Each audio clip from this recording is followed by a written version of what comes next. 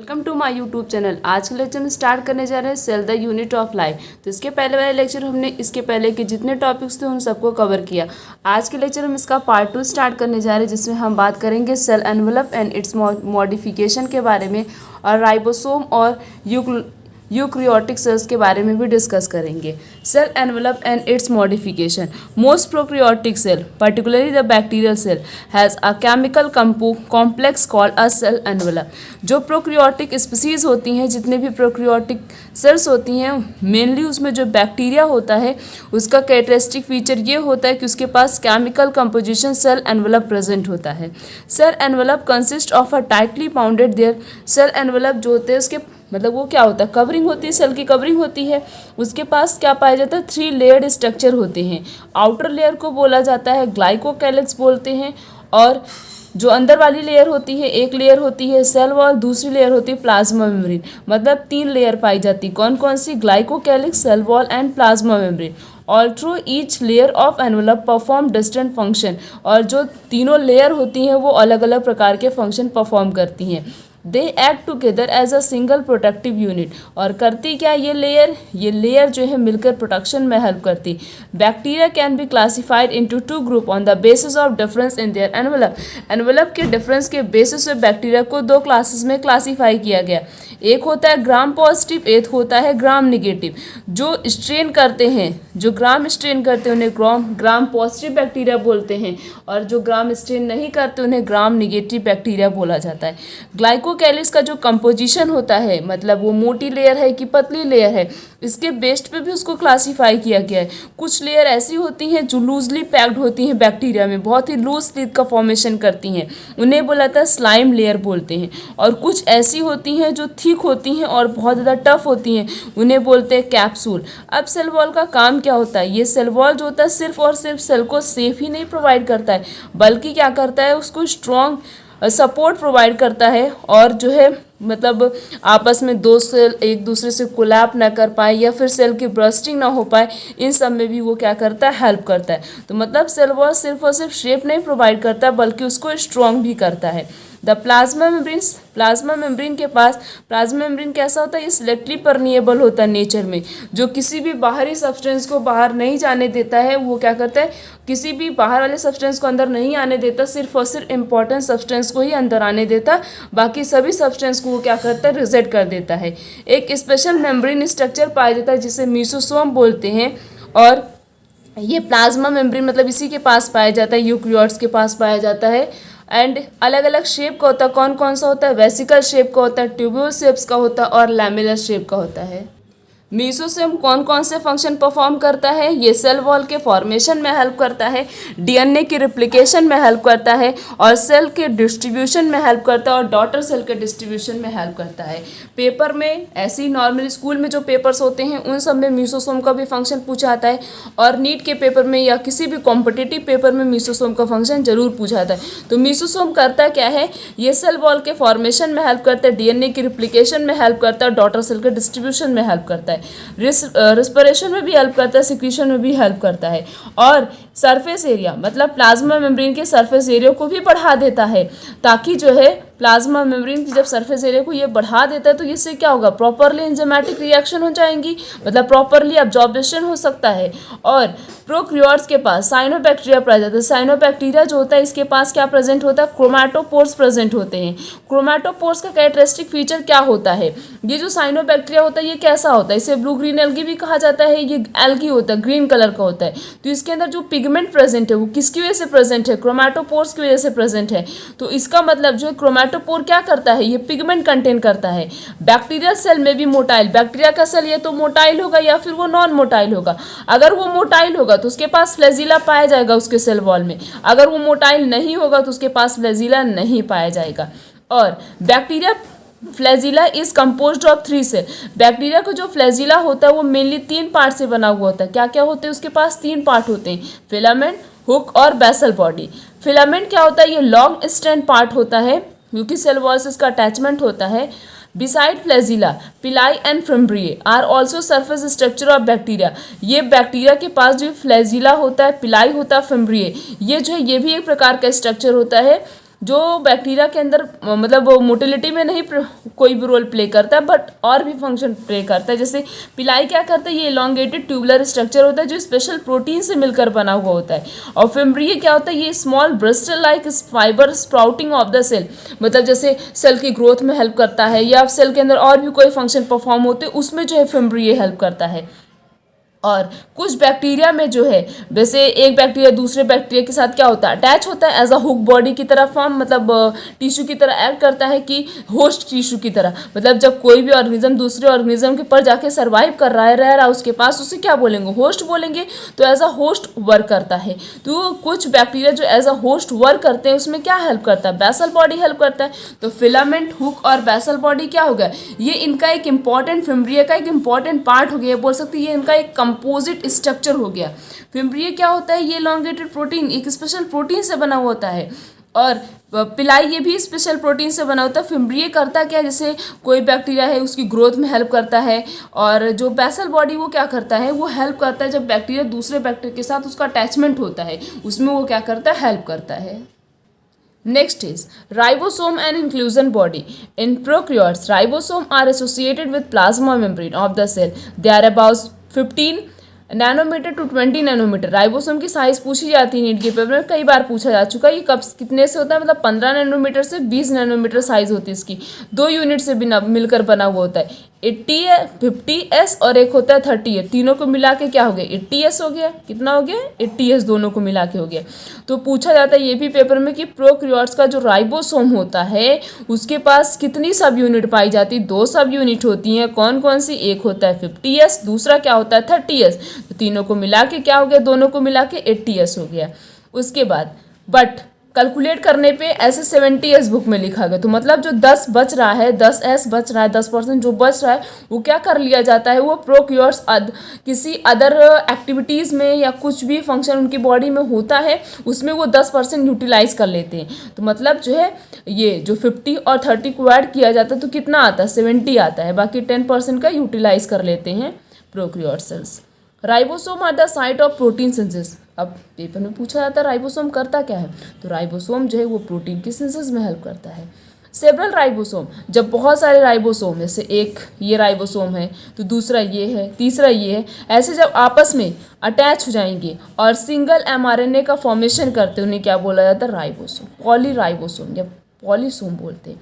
मतलब एक राइबोसोम, दूसरा आया, तीसरा आया, चौथा आया, पांचवा आया, छठवां, सातवां, आठवां, ऐसे मतलब बहुत सारे राइबोसोम जो है अटैच हो गए हैं और एक सिंगल mRNA का फॉर्मेशन कर रहे हैं, उसे हम बोलते हैं पॉलीराइबोसोम या जो है उसे हम बोलते हैं पॉलीसोम बोलते हैं। राइबोसोम का काम क्या होता है, जैसे राइबोसोम और polysome translate the mRNA into protein.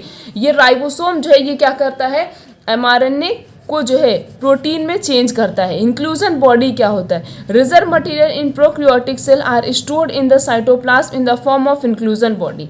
जैसे जो प्रोकैरियोट स्पीसीज होती हैं उनका जो फूड मटेरियल होता है वो साइटोप्लाज्म में इंक्लूजन बॉडी के फॉर्म में स्टोर होता है। क्या चीज़ होता है, प्रोकैरियोट जो स्पीसीज होती हैं उनका जो फूड मटेरियल, जैसे हम लोग भी कुछ भी खाते हैं तो क्या होता है, फूड डायरेक्टली हमारी बॉडी में एब्जॉर्ब नहीं, तो किसी ना किसी फॉर्म में बॉडी के अंदर स्टोर रहेगा ना। ऐसे कभी हमें खाना नहीं मिला या हम ऐसी कोई कंडीशन में चले गए जहाँ पे फूड नहीं मिला तो वहाँ पे क्या होगा, वो जो स्टोरेज फूड है उसका यूटिलाइज होगा। तो ऐसे प्रोकैरियोट जो स्पीसीज होती हैं उनका जो रिजर्व मटेरियल होता है वो उनके साइटोप्लाज्म में इन the form of inclusion body के फॉर्म में स्टोर होता है। तो ऐसे पेपर में पूछा जा सकता है कि प्रोकैरियोट सेल्स में जो फूड मटेरियल रिजर्व होता है उनकी बॉडी में वो किसके फॉर्म में होता है, तो किसके फॉर्म में होता है, इंक्लूजन बॉडी के फॉर्म में होता है। किसके अंदर होता है, साइटोप्लाज्म के अंदर होता है। उसके बाद these are not bounded by any membrane system, किसी भी मेम्ब्रेन सिस्टम से साइटोप्लाज्म बाउंडेड नहीं होता। एग्जांपल की बात करें तो फॉस्फेट ग्रेन्यूल्स हो गया, साइनोफाइसिन ग्रेन्यूल्स हो गया और ग्लाइकोजन ग्रेन्यूल्स हो गए, ये सारे इसके एग्जाम्पल होते हैं। गैस वैक्यूल्स किसके अंदर पाया जाता है, ब्लू, ग्रीन और पर्पल और ग्रीन फोटोसिंथेटिक बैक्टीरिया के अंदर प्रेजेंट होता है। ये भी पेपर में कई बार पूछा जा चुका है नीट के पेपर में कि गैस वैक्यूल किसके पास पाया जाता है, तो किसके पास होता है, ब्लू, ग्रीन, पर्पल और ग्रीन फोटोसिंथेटिक बैक्टीरिया के पास क्या होता है, गैस वैक्यूल होता है। नेक्स्ट हम बात करते हैं यूकैरियोटिक सेल के बारे में। यूकैरियोटिक सेल्स के अंदर आता है प्रोटिस्टा, प्लांट, एनिमल्स और फंगी। यूकैरियोटिक सेल्स जो होते हैं इनके पास जितने भी मतलब मेम्ब्रेन बाउंड ऑर्गेनेल्स भी प्रेजेंट होता है, ऑर्गेनेल्स भी पाए जाते हैं, और जो न्यूक्लियस होता है उसके जो आउटर कवरिंग होती है मतलब उसको कवर करने के लिए न्यूक्लियर एनवलप भी प्रेजेंट होता है, सारी चीज़ें पाई जाती हैं। बट कल के लेक्चर में हमने डिस्कस किया था ये सारी चीज़ें जो है प्रोक्यूर्स के पास नहीं पाई जाती हैं। इन एडिशन यूक्रियोटिक सेल के पास मतलब वो अलग अलग तरीके से क्या करते हैं, वो लोकोमोशन शो करते हैं। उनके पास साइटोन का जो साइटोस्केलेटल स्ट्रक्चर होता है वो भी अलग अलग स्पीसीज का क्या होता है, डिफरेंट होता है, अलग अलग तरीके का होता है। जेनेटिक मटेरियल किसके फॉर्म में होता है, क्रोमोसोम के फॉर्म में। All eukaryotic cell are not identical, जितने भी यूक्रियोटिक सेल होते हैं वो आइडेंटिकल नहीं होते। ऐसे हम डिस्कस कर लेते हैं, प्लांट और एनिमल को ही देख लेते हैं। प्लांट और एनिमल की अगर हम बात करें तो प्लांट के पास सेल वॉल, एनिमल के पास सेल वॉल नहीं। प्लांट के पास प्लास्टिड, एनिमल के पास प्लास्टिड नहीं होता है। प्लांट के पास लार्ज सेंट्रल वैक्यूल, एनिमल के पास स्मॉल सेंट्रल वैक्यूल्स। ये सब डिफरेंस किसके हो गए, प्लांट और एनिमल के पास के बीच में। तो ये सारी चीज़ें एनिमल सेल्स के पास एब्सेंट होती हैं, प्लांट सेल्स के पास प्रेजेंट होती हैं। ऑन द अदर हैंड, और तीसरी चीज़, जो एनिमल सेल्स होते हैं उनके पास सेंट्रियोल होता है, बट प्लांट्स के पास सेंट्रियोल एब्सेंट होता है। डिफरेंस क्या हो गया, प्लांट के पास cell wall, plastid, large central vacuoles present है, सेंट्रियोल एब्सेंट है। एनिमल के पास ये सारी चीज़ें एब्सेंट है, इनके पास लार्ज सेंट्रियोल प्रेजेंट है जो क्या करता है, सेल डिवीजन में हेल्प करता है। नेक्स्ट हम बात करते हैं सेल मेम्ब्रेन के बारे में। The detail structure of cell membrane. Cell membrane की प्रॉपरली स्टडी जो है इलेक्ट्रॉन माइक्रोस्कोप की हेल्प से हुई थी 1950 में। Chemical study on the cell wall, cell membrane specially in the, सबसे पहले जो है आरबीसी में स्टडी की गई थी इसकी। तो यहाँ पे आरबीसी में साइंटिस्ट ने देखा था कि सेल मेम्ब्रेन क्या होता है या फिर प्लाज्मा मेम्ब्रेन का स्ट्रक्चर कैसे होता है, ये सारी चीज़ें देखने में कैसी लगती है। जब स्टडी की गई थी तो उस समय देखा गया था कि जो सेल मेम्ब्रेन होता है ये लिपिड और प्रोटीन से मिलकर बना हुआ होता है। Major lipid and phospholipid that are arrange in bilayer, मतलब ये जो लिपिड होते हैं और फॉस्फोलिपिड ये दोनों लोग मतलब जब अरेंजमेंट होता है दोनों का तो एक दूसरे के ऊपर क्या करते हैं, बाइलेयर का फॉर्मेशन करते हैं। ऐसे एक अगर ये हो गया लिपिड तो एक हो गया फॉस्फोलिपिड, तो एक दूसरे के ऊपर ओवरलैप कर रहे हैं ना, तो यहाँ पे बाइलेयर का 2 लेयर बना लेते हैं। Also, the lipid are arranged within the membrane with the polar head toward the outer side and the hydrophobic tail, मतलब ये जो लिपिड होता है ये पोलर हेड से मतलब हेड रीजन से अटैच होता है, हाइड्रोफोबिक टेल से अटैच होता है toward the inner part. The ensure that the non polar tail of saturated hydrocarbon is protected from aqueous environment. In addition to phospholipid membrane also contain cholesterol, मतलब ये जो phospholipid की membrane होती है इनके पास कोलेस्ट्रॉल ही पाया था, मतलब जो भी बॉडी का कोलेस्ट्रॉल होता है वो जो कि जाके फॉस्फोलिपिड मेम्ब्रेन के पास जाके अटैच हो जाता है। Later biochemical investigation clearly revealed that the cell membrane also possess protein and carbohydrate, मतलब ये जो सेल मेम्ब्रेन होता है उनके पास प्रोटीन और कार्बोहाइड्रेट दोनों चीज़ पाई जाती हैं। अलग अलग प्रोटीन या अलग अलग डिफरेंट टाइप ऑफ लिपिड से ये मिलकर बने हुए होते हैं। अगर हम इनकी कंपोजिशन की बात करें तो ह्यूमन बीइंग के अंदर उनका जो एरिथ्रोसाइट होता है मीन्स आरबीसी जो होता है उसके पास 52% प्रोटीन होता है, 40% लिपिड।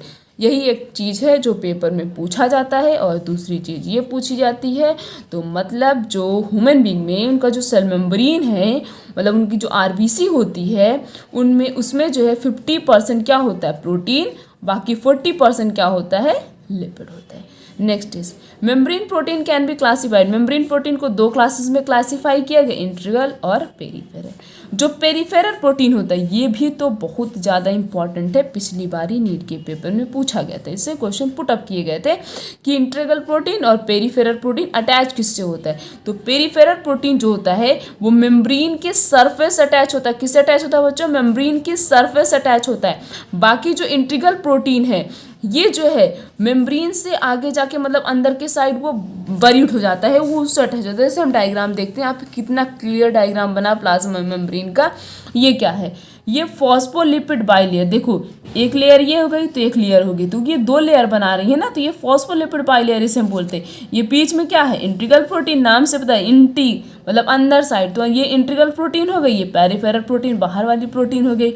ये देखो यहाँ पे जो ये सब क्या हो गया कोलेस्ट्रॉल हो गया। इससे कोलेस्ट्रॉल क्या होता है, जो भी फैटी चीज़ हम खाते हैं तो वो बॉडी के सरफेस से जाके अटैच हो जाता है। तो यहाँ पे जो पेरिफेरल प्रोटीन की बात की गई है ये सरफेस, यहाँ पे क्या है सरफेस पे है ना, बाकी इंटीग्रल प्रोटीन क्या है अंदर साइड है। तो पूछा जाएगा तो अगर पूछा गया पेरिफेरल प्रोटीन कहाँ होता है, सरफेस पे होता है। इंटीग्रल प्रोटीन कहाँ पे होता है, नाम से पता चला इंटीग्रल मतलब वो अंदर साइड होता है। अब सेल मेम्ब्रेन की डिस्कवरी किसने की थी? सेल मेम्ब्रेन के बारे में जो है सिंगर और निकोल्सन ने बताया था। किस ईयर में? 1972 में बताया था। This is also very important.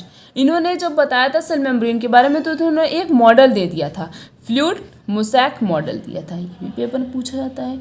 इस मॉडल के according quasi fluid nature of lipid, मतलब जो लिपिड का नेचर होता है वो कैसा होता है, क्वाजी फ्लूइड नेचर होता है। ये लाइन तो बहुत इंपॉर्टेंट है। और ये जो होते हैं लिपिड्स होते हैं ये एक दूसरे से अटैच होते हैं, ऊपर नीचे, मतलब ये बाई लेयर का फॉर्मेशन कर लेती हैं। This ability to move within the membrane is major at the fluidity, मतलब जैसे मेम्ब्रेन के अंदर जितनी ज़्यादा फ्लूइड होगा या जितना ज़्यादा मैट्रिक्स होगा या जितना ज़्यादा लिक्विड मटेरियल होगा वो मेम्ब्रेन के अंदर सब्सटेंस उतना ही ज़्यादा उतने अच्छे से ईजिली मूव कर पाएंगे। तो इसमें यही बोला गया है कि जैसे मेम्ब्रेन के अंदर अगर फ्लूइडिटी होगी तभी बोला गया है, तभी सिंगर निकोल्सन ने नाम ही दे दिया था फ्लूइड मोसैक मॉडल। तो जितना ज़्यादा फ्लूइडिटी होगी उतने अच्छे से सब्सटेंस क्या होंगे, एक जगह से दूसरी जगह पर उनका मूवमेंट हो पाएगा। Next is the fluid nature of membrane also important for the point of view of function, जैसे क्या क्या फंक्शन परफॉर्म करता है। अगर नेचर का मतलब सेल का नेचर फ्लूइडिक नेचर होगा, फ्लूइड नेचर का मेम्ब्रेन होगा तो क्या करेगा, प्रॉपरली सेल ग्रोथ होगा। और फॉर्मेशन ऑफ इंटरसेलुलर जंक्शन का फॉर्मेशन होगा, प्रॉपरली सिक्रीशन होगा, एंडोसाइटोसिस होगा और जो है सेल डिवीजन भी प्रॉपरली होगा। One of the most important function of plasma membrane, plasma membrane का एक सबसे इंपॉर्टेंट फंक्शन है क्योंकि बाहर की जो लेयर होगी वही सारे फंक्शन परफॉर्म करेगी। तो वो ट्रांसपोर्ट में कैसे हेल्प करती है, तो प्लांट में दो तरीके के ट्रांसपोर्ट होते हैं या एनिमल्स में दो तरीके के ट्रांसपोर्ट होते हैं, passive transport, next active transport. Passive का मतलब होता है जब किसी भी सब्सटेंस, जैसे बॉडी में कुछ सब्सटेंस एक जगह से दूसरी जगह जाते हैं तो बिना किसी एनर्जी के, उन्हें एनर्जी की ज़रूरत नहीं पड़ती है।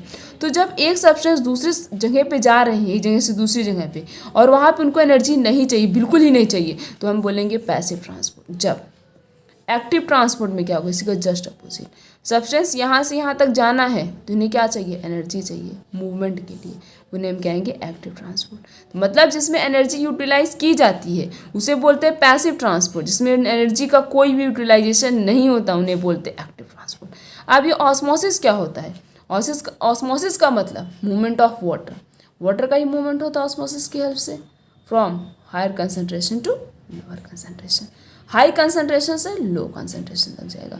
तो पैसिव ट्रांसपोर्ट समझ में आया क्या होता है, जब बिना एनर्जी के सब्सटेंस का मूवमेंट एक जगह से दूसरी जगह पे होगा। और एक्टिव में जब सब्सटेंस का मूवमेंट होगा, जब तक वो एनर्जी यूटिलाइज नहीं कर लेते हैं तब तक नहीं उनका मूवमेंट होगा, उन्हें हम बोलते हैं active transport. Example Na+ and K+। तो हमने इस लेक्चर में कुछ इंपॉर्टेंट टर्म्स के बारे में डिस्कस कर लिए। आने वाले लेक्चर में हम आगे के पॉइंट्स को प्रॉपरली क्लियर करेंगे। Thank you so much.